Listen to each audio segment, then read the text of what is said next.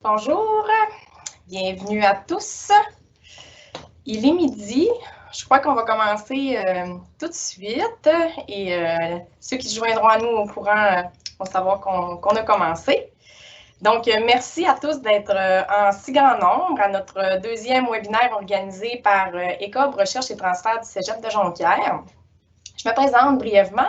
Je m'appelle Camélia Dubois-Bouchard et je suis chargée de projet pour ECOB et j'ai coordonné ce projet pour lequel on va vous présenter les données. Donc, adaptation aux études et adaptation psychologique des étudiants collégiaux face à la crise de la COVID-19. Concernant cette vaste enquête, elle a été réalisée à l'automne 2020 et les données ont été collectées entre le 23 novembre et le 14 décembre dernier chez près de 8600 étudiantes et étudiants collégiaux. Je tiens à rappeler aussi que c'est notre deuxième webinaire, mais si vous avez manqué le premier webinaire du 26 février dernier qui concernait principalement l'adaptation aux études à distance pendant la pandémie, le lien va être dans le fil de discussion si vous voulez le visionner à nouveau. Puis, vous pouvez toujours aller sur notre site web d'ECOB pour avoir accès à cette rediffusion-là. Pour les prochains webinaires à venir et à mettre à votre agenda, on a le 9 avril prochain à midi. Ça va être les défis des étudiants lors de la pandémie. Et le 23 avril à midi également, de midi à 13h, pandémie et utilisation des services aux étudiants, le point de vue des intervenants. Toutes les informations des prochains webinaires sont sur notre site web d'ECOB, encore une fois. Pour le webinaire d'aujourd'hui, il s'intitule « L'adaptation psychologique des étudiants collégiaux face à la crise de la COVID-19, entre troubles émotionnels et résilience ». Donc, la prochaine heure va être répartie comme suit. On va avoir 45 minutes de présentation et 15 minutes de réponse aux questions. Pour les questions, encore une fois, vous pouvez les envoyer tout au long de la présentation là, dans la boîte questions et réponses qui est supposée située à droite de votre écran. On va pouvoir trier les questions au fur et à mesure, puis on va soit y répondre directement dans le fil de discussion ou les poser au présentateur durant la période de 15 minutes.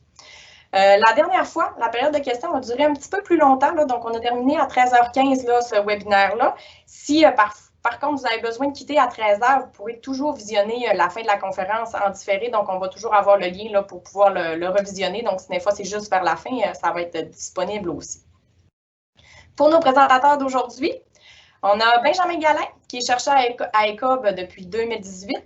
Psychologue clinicien en France et détenteur d'un PhD en psychologie clinique, il a complété sa formation en tant que chercheur par un stage postdoctoral à l'Université de Sherbrooke. S'inspirant d'un cadre théorique intégratif associant psychopathologie et psychologie de la santé, il s'intéresse particulièrement à la santé mentale des étudiants au collégial et ses impacts sur la motivation et la persévérance scolaire. Son programme de recherche comprend notamment l'étude de l'adaptation psychosociale des étudiants internationaux du niveau collégial. Joanie Paré est bachelière en psychoéducation et œuvre dans le milieu collégial depuis 9 ans.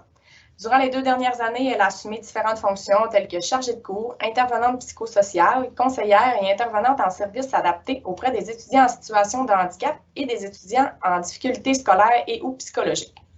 Elle termine actuellement un diplôme de 2e cycle spécialisé en santé mentale et son essai final porte sur la médicalisation de la réussite scolaire chez les étudiants collégiaux. Elle poursuivra à la maîtrise en psychoéducation, volet clinique et recherche à l'automne prochain. Plus spécifiquement, elle travaillera à la mise en place d'un programme d'intervention psychoéducatif destiné aux étudiants collégiaux présentant des difficultés émotionnelles.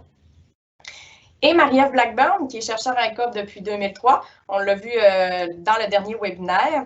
Elle est co-titulaire de la chaire de recherche depuis 2016, la chaire de recherche Visage.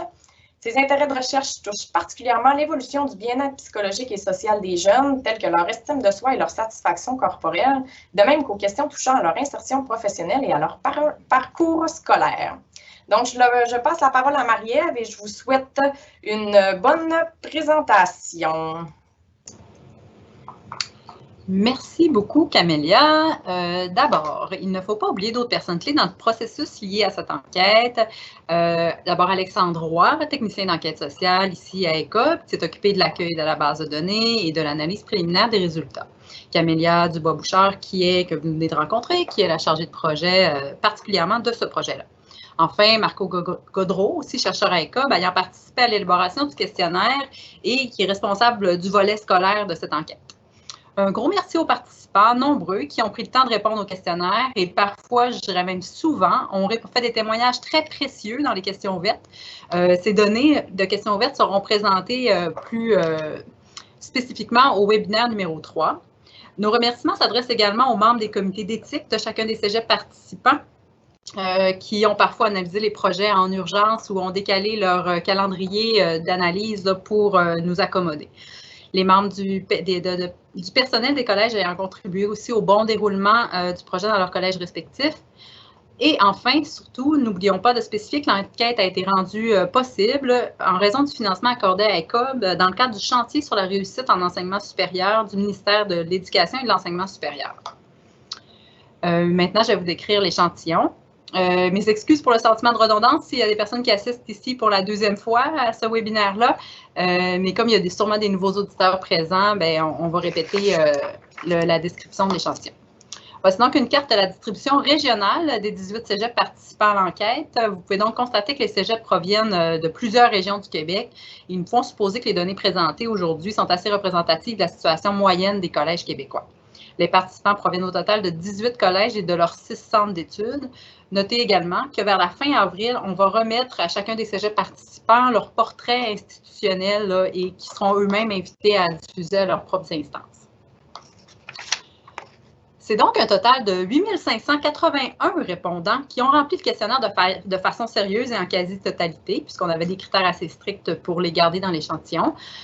Pour ce qui est de la distribution des répondants, 73% sont des femmes, 25,4% sont plutôt des étudiants, une proportion de 1,2% se sont identifiés comme non-binaires, fluides dans le genre, bispirituel ou autre genre. Pour ce qui est de l'âge, les groupes sont distribués de cette façon. 17 ans et moins, 19,5% de l'échantillon. 18 et 19 ans, 41,8% de l'échantillon. 20 ans et plus, 38,7%. Près de 7% ont des enfants à charge, ce qui est une situation qui est non négligeable lorsqu'on doit combiner études à distance. 5% sont des étudiants dits internationaux. Cette proportion-là est variable d'un cégep à l'autre, puisque certains cégeps en accueillent beaucoup plus que d'autres. 3% des répondants, enfin, se sont identifiés comme des personnes autochtones. Pour ce qui est de leur secteur d'études, 50% de l'échantillon est inscrit en secteur technique, 37,6% en préuniversitaire, 7,6% en formation continue et 4,4% en tremplin DEC, ce qui est assez représentatif des inscriptions globales dans les cégeps québécois. La grande majorité, 95%, sont des étudiants inscrits à temps plein, qui est le régime d'études principal là, dans les collèges. 37,2% étaient inscrits à leur première session d'études l'automne dernier, au moment de la collecte de données, et 42% dans leur première année d'études de leur programme d'études. Enfin, aujourd'hui, nous allons aussi vous présenter des données de la première phase de cette étude-là. On ne vous en a pas parlé la dernière fois parce que les données n'étaient pas comparables entre la phase 1 et la phase 2. Cette première phase-là a eu lieu du 22 mai au 18 juin 2020. 5 cégeps participaient à cette enquête-là. C'est 5 cégeps qui ont aussi participé à la phase 2. On va pouvoir vraiment comparer les résultats de santé mentale entre la situation au printemps dernier et celle de l'automne 2020. Donc, un total de 1815 répondants ont répondu à cette enquête-là. Dans les tableaux de données, vous verrez aujourd'hui que les données de la phase 1 sont identifiées avec un T1 et les données de la phase 2, donc de l'enquête qui a eu lieu en novembre-décembre dernier, du T2. Ça fait que ça va vous aider à bien identifier les différentes études. Donc, encore là, nos 1815 répondants, 72,3% étaient des femmes, 27,1% des hommes. On sait que la participation plus élevée des femmes dans les études par volontariat, c'est un phénomène qui est bien connu et identifié. Et 7,3% avaient des enfants en charge au moment de l'enquête de l'automne dernier, du printemps dernier, excusez-moi. Je passe maintenant la parole à Benjamin qui parlera de la santé mentale. On va se revoir pour la période de questions.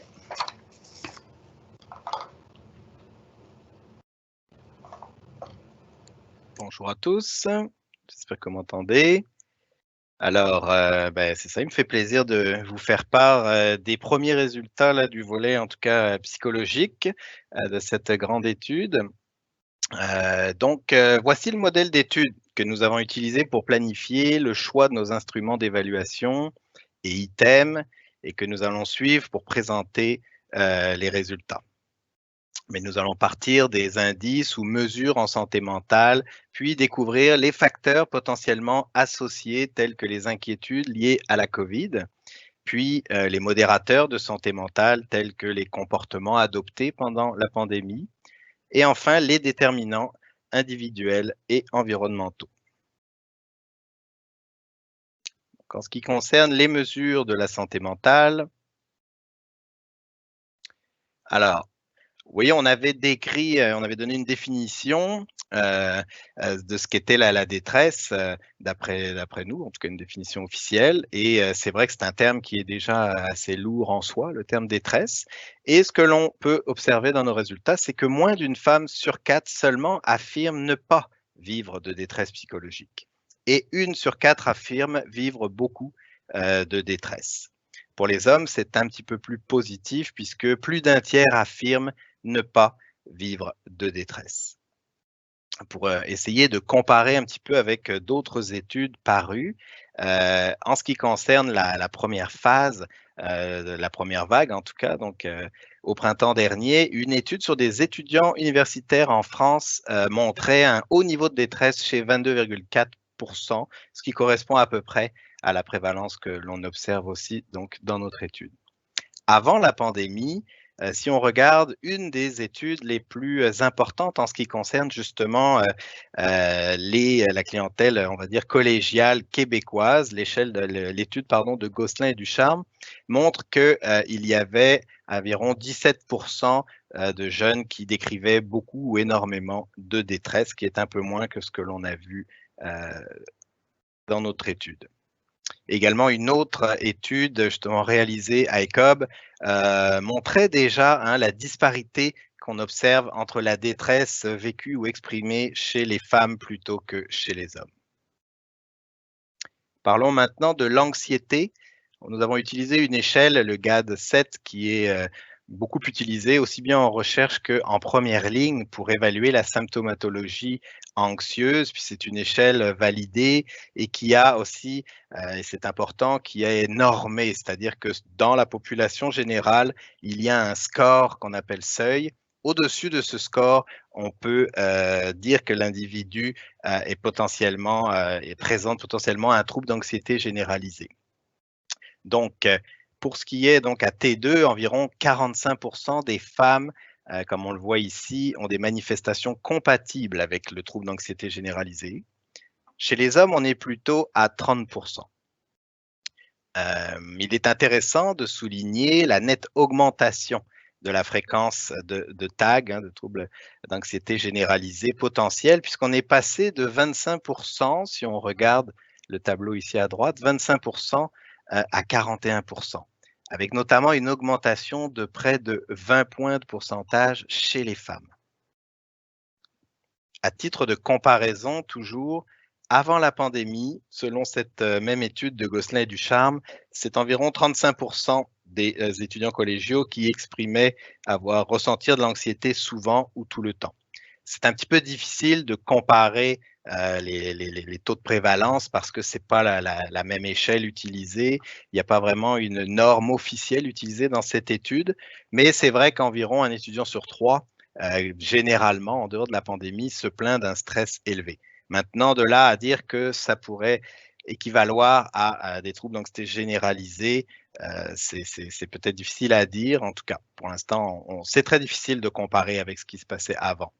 Par contre, ce qui est intéressant, c'est que, comme vous le voyez ici, au printemps 2020, une étude a été réalisée auprès d'étudiants québécois universitaires avec la même échelle de mesure.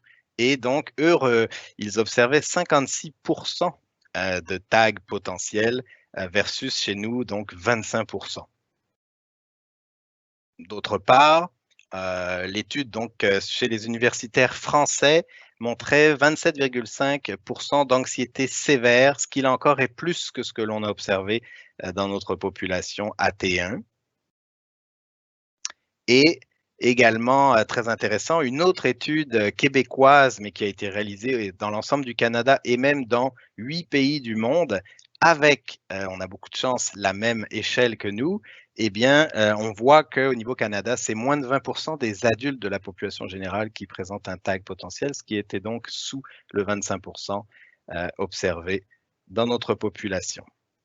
Au niveau de la dépression, c'est le même type d'outil, hein, donc même système, même façon de parler de présence ou absence d'épisodes dépressifs majeurs actuels. Au niveau de la prévalence à T2, ben, ce sont plus de 50% des femmes et 40% des hommes qui présentent un épisode dépressif majeur possible. Encore une fois, je dis possible hein, parce que après, ça demande bien sûr une validation diagnostique de la part d'une personne spécialisée en santé mentale, mais quand même, c'est assez important. Au niveau de l'évolution entre la première vague et la deuxième vague, ben, c'est un petit peu comme pour l'anxiété. Hein, la fréquence d'épisodes dépressifs a significativement augmenté entre le printemps et l'hiver, passant globalement, si on regarde l'ensemble de notre échantillon, d'un étudiant sur 3 à un étudiant sur 2. En guise de comparaison toujours, les étudiants universitaires du réseau UQ, sur la même échelle, présentaient au printemps 55% d'épisodes dépressifs majeurs potentiels, hein, versus le 34% que nous avons observé nous.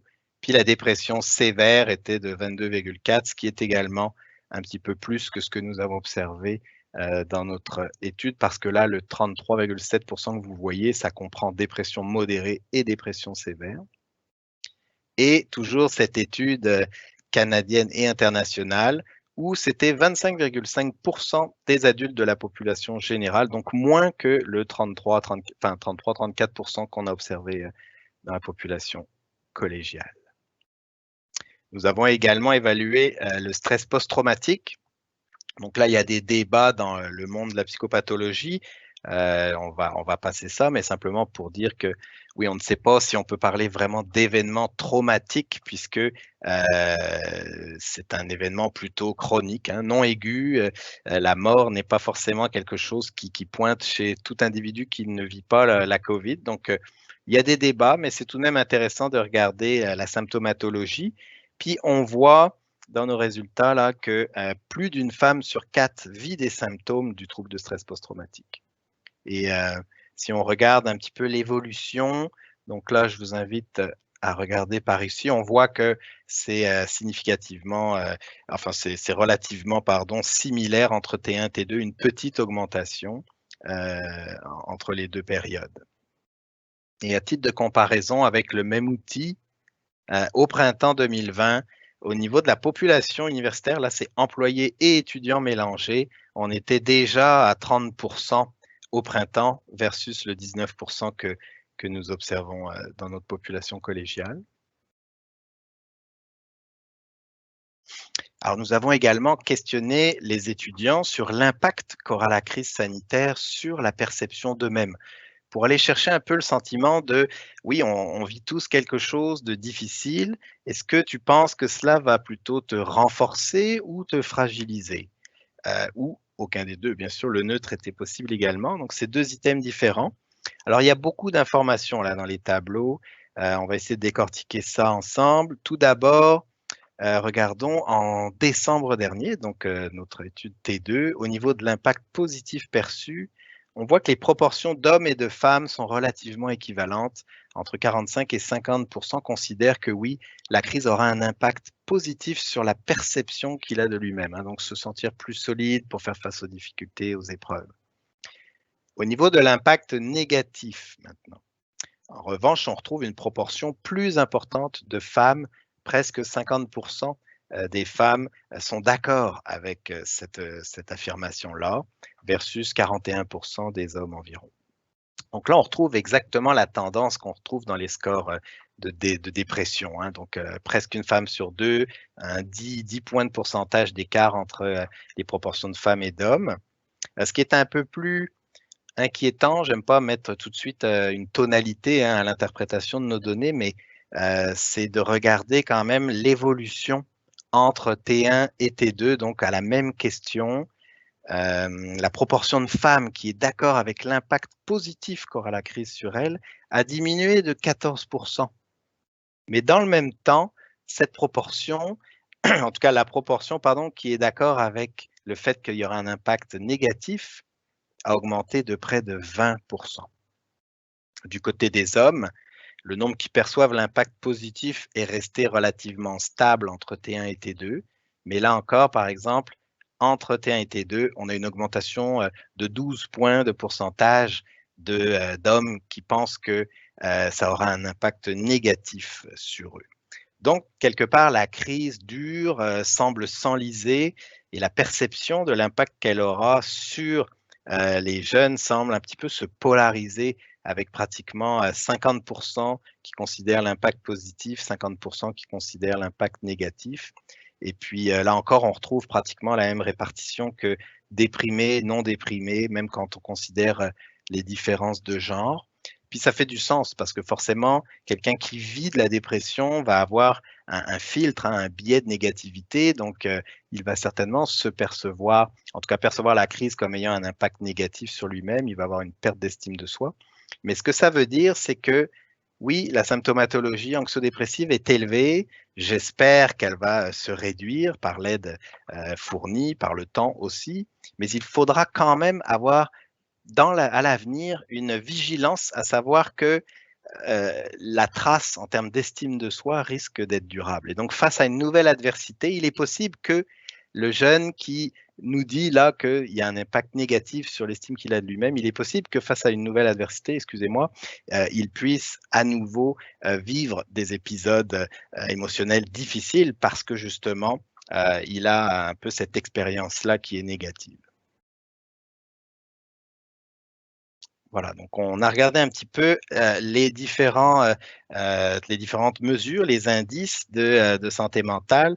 Regardons maintenant du côté des facteurs potentiellement associés à ceci. Je donne la parole à Joanie. Oui, bonjour. Merci, Benjamin. Au niveau des facteurs associés, on a questionné les étudiants par rapport à leurs inquiétudes. Puis là, on remarque qu'il y a deux niveaux d'inquiétude. Il y en a un qui est plus directement lié au COVID, soit le fait de contracter le virus ou qu'un proche le contracte, ou des inquiétudes qui résultent davantage du COVID, soit le fait de craindre pour ses études ou de craindre des difficultés financières. Donc, on remarque bien à l'écran que vous avez deux encadrés. Qu'est-ce qu'on voit, c'est que les étudiants ils ont davantage d'inquiétude par rapport à leurs proches que par rapport à eux-mêmes, le fait de contracter le virus. Et aussi, ils nous mentionnent qu'ils sont davantage inquiets par rapport au fait qu'ils s'ennuient. Là, on le voit, c'est le troisième. Là, ils s'ennuient vraiment de leur vie sociale sur le campus. Et aussi, ils s'inquiètent par rapport au calcul de leur cote R. Par rapport aux inquiétudes, les proches et les préoccupations en lien avec les études, là, on peut le voir, c'est sensiblement le même niveau. Là, on arrive au score de 74%. Passons maintenant aux modérateurs. Pour ceux qui sont peut-être moins familiers avec les modérateurs, là, en fait, là, ça se trouve être des variables qui viennent modifier l'état de bien-être des étudiants. On sait que les facteurs, les habitudes de vie ont incidence sur l'état de bien-être. Donc, on a questionné les étudiants sur 3 éléments en particulier, qui étaient plus les habitudes de consommation, l'alimentation et l'activité physique.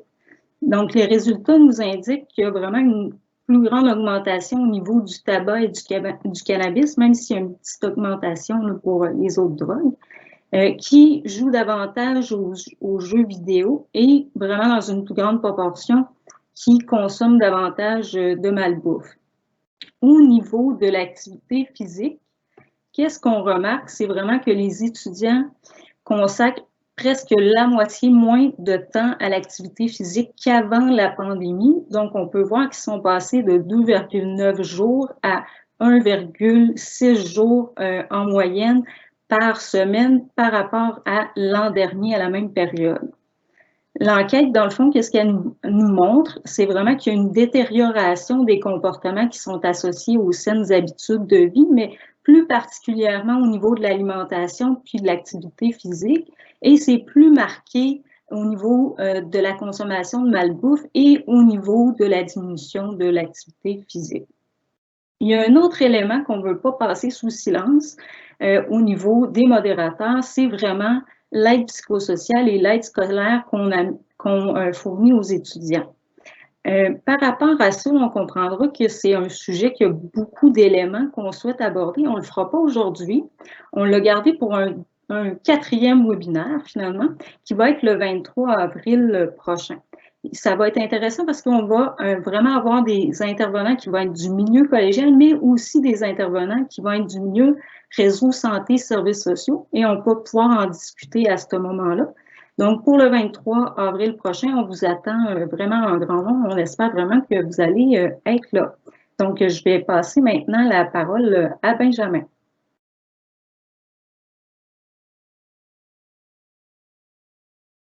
Merci, Joanie.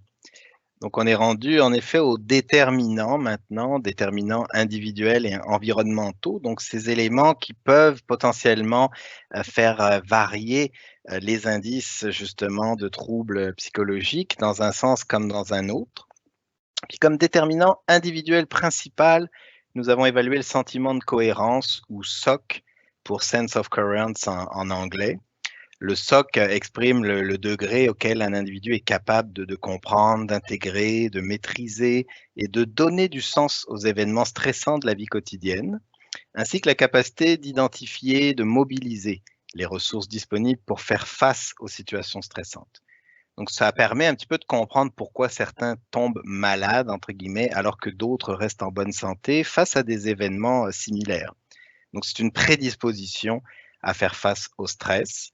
On a utilisé une échelle bien connue en 3 items qui évalue rapidement donc les solutions que l'on peut trouver face aux situations stressantes, la capacité de comprendre celles-ci, ainsi que de donner du sens, notamment trouver une satisfaction personnelle dans la vie. Tous ces items évaluent ce degré-là d'un point de vue habituel, hors pandémie, puisque ce sont justement des déterminants stables qu'on a développés au fur et à mesure de notre développement et que l'on préserve.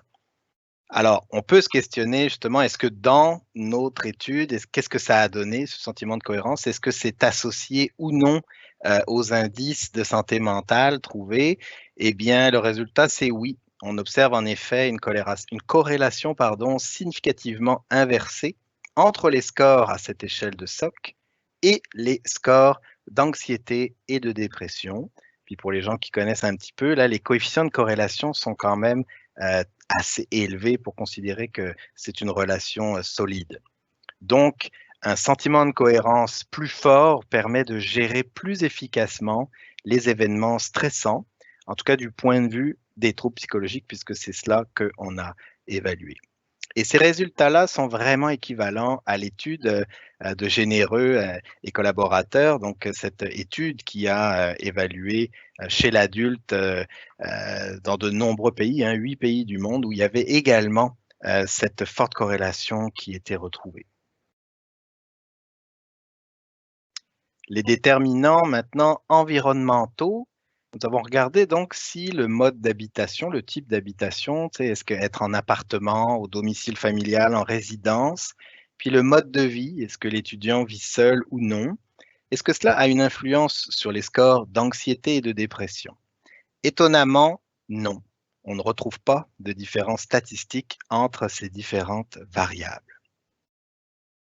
Alors, on a été regardé du côté d'un autre déterminant environnemental important qui est le soutien social perçu. À l'item, donc, il y a une personne en particulier qui est là quand j'en ai besoin. La réponse s'échelonnait sur une échelle de 1 à 7 qui allait de très fortement en désaccord à très fortement en accord. Mais quand on catégorise et qu'on regarde les individus qui sont d'accord à très fortement d'accord avec cette affirmation versus ceux qui répondent plutôt de neutre à désaccord, eh bien, on observe qu'il y a tout de même 30% des étudiants qui considèrent ne pas avoir de soutien d'une personne en particulier en cas de besoin. Donc, on peut être positif et se dire que ce sont quand même plus de 70%, enfin en tout cas 70%, pardon, qui considèrent avoir ce soutien, mais on ne peut qu'imaginer aussi la vulnérabilité dans laquelle se trouve le 30% qui considèrent que non, quand on voit l'adversité dans laquelle on est lors de cette pandémie. Et d'ailleurs, quand on analyse la relation entre ce soutien social perçu et les scores d'anxiété et de dépression, on observe là aussi une corrélation significative. Donc, finalement, on a l'impression que plus que le mode de vie concrètement, là, avec qui je vis, est-ce que je vis seul, c'est plutôt la qualité du réseau social et même la confiance qu'un individu a envers ce réseau social qui semble importante dans, en tout cas, les différents niveaux d'anxiété et de dépression vécus. En guise de conclusion, donc il y a beaucoup de données, beaucoup de chiffres. Ainsi, je pense que c'est bien de faire un petit résumé.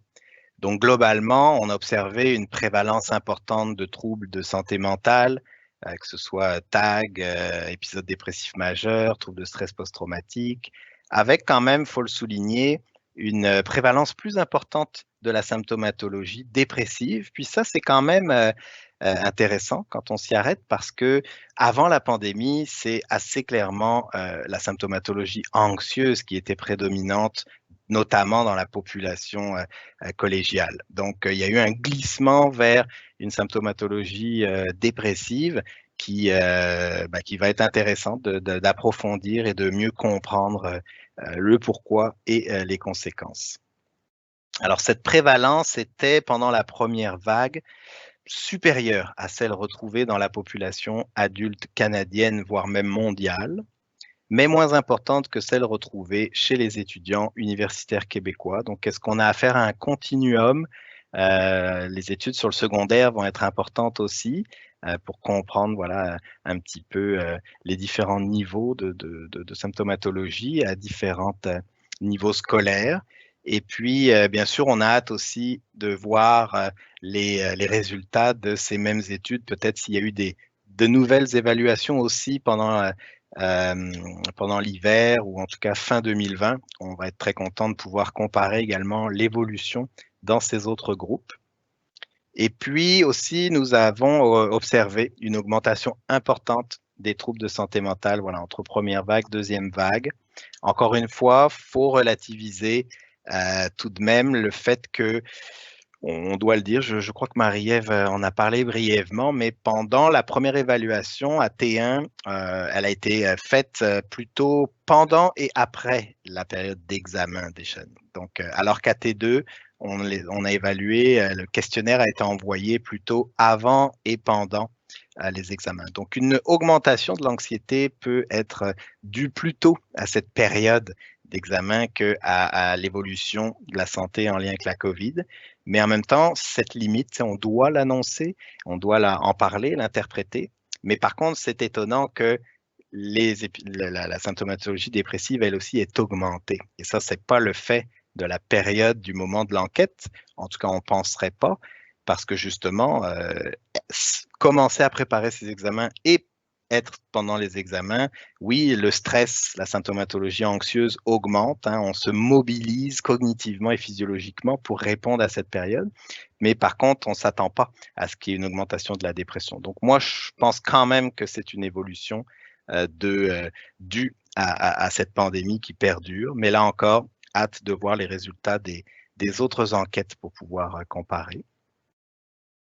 Et puis, comme le disaient mes collègues, en plus de ces nombreuses variables quantitatives, on a récolté plus de 6000 commentaires à chacune des 2 questions portant sur les défis qui restent à relever, les belles surprises.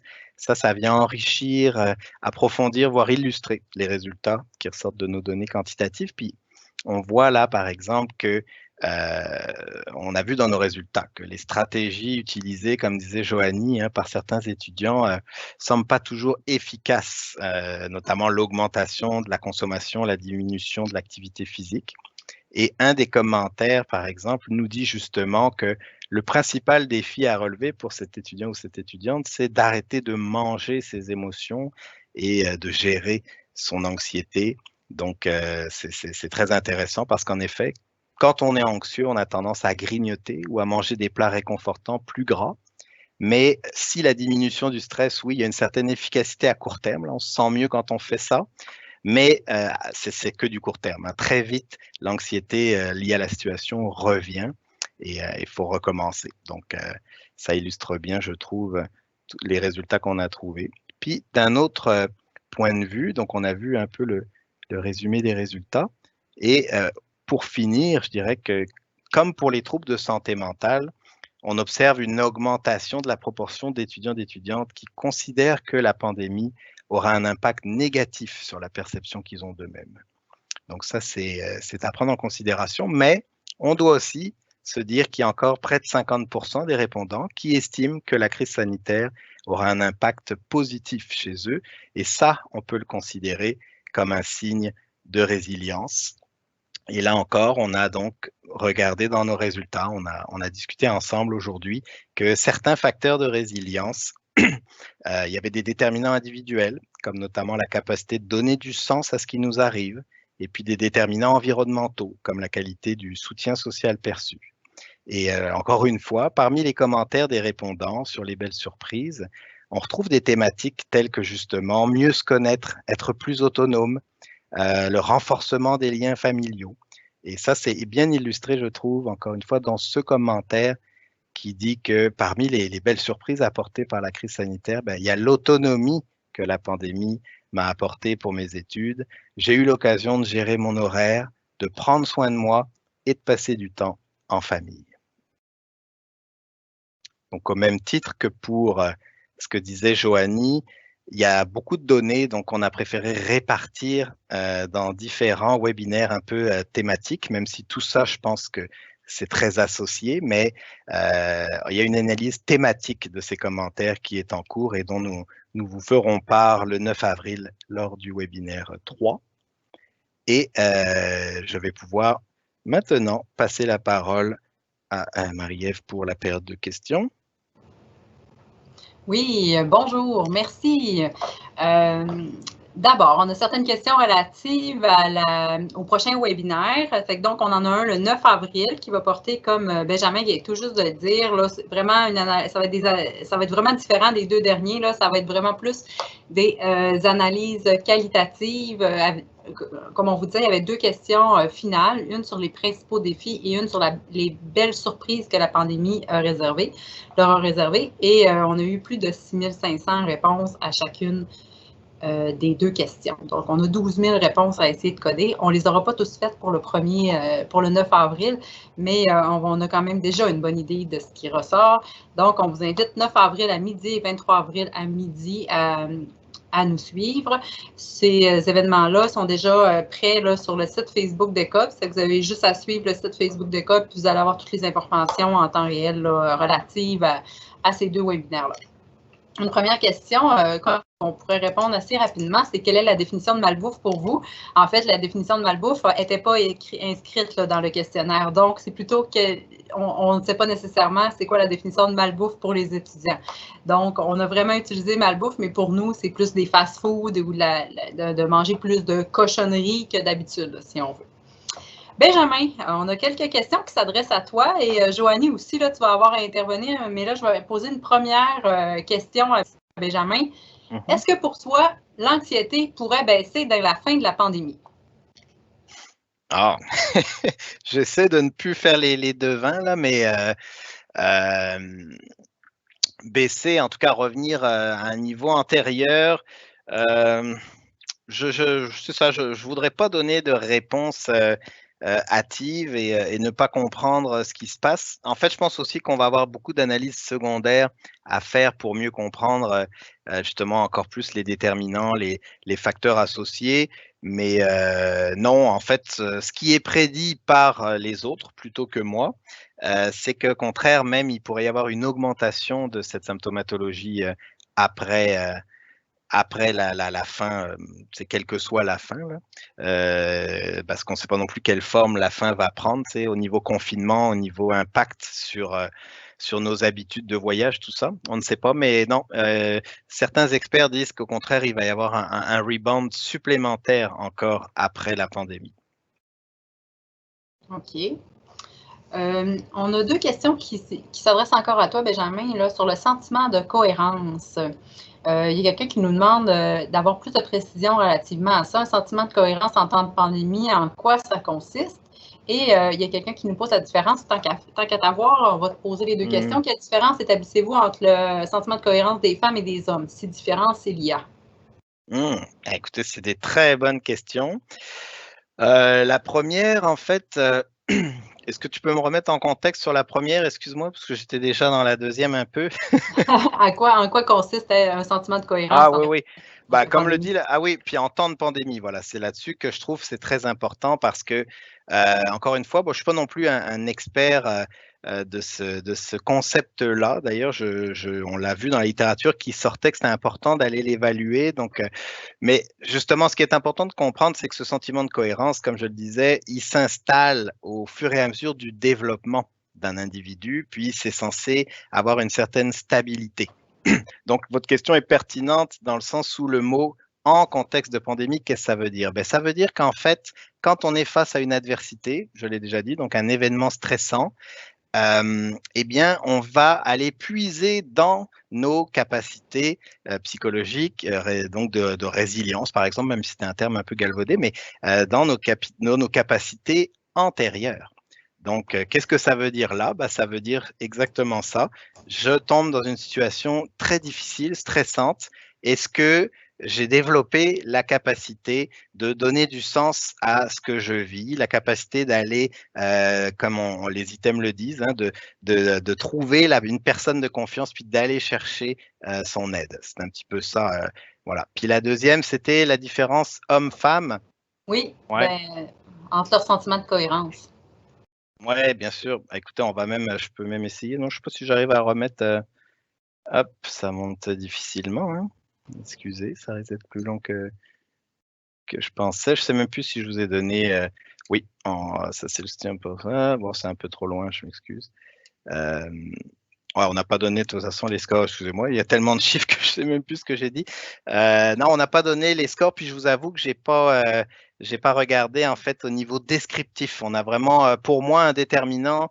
Je l'utilise vraiment comme c'est ça, comme une variable qu'on va rentrer explicative, donc dans de la corrélation, de l'association. Je n'ai pas regardé les scores, mais donc c'est ça. Je préfère même pas vous dire. Je n'ai pas les scores sous les yeux. Vous comprendrez qu'il y a plusieurs études qui vont suivre, là, de nous donner. Là, on vous présente davantage les résultats vraiment préliminaires. Préliminaires, ouais, si on veut.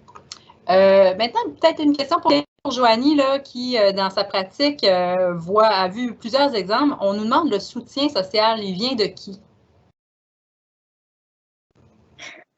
À vrai dire, le soutien social vient beaucoup de la famille, je dirais. Il y a beaucoup d'étudiants qui sont retournés dans leur foyer, mais même quand ils le sont pas, qu'est-ce que moi je vois beaucoup, c'est les membres de la famille, les parents, frères, sœurs, même les grands-parents qui sont vraiment en soutien auprès des jeunes, tant dans leurs études qu'au niveau de leur transition vers l'âge adulte, qui sont présents.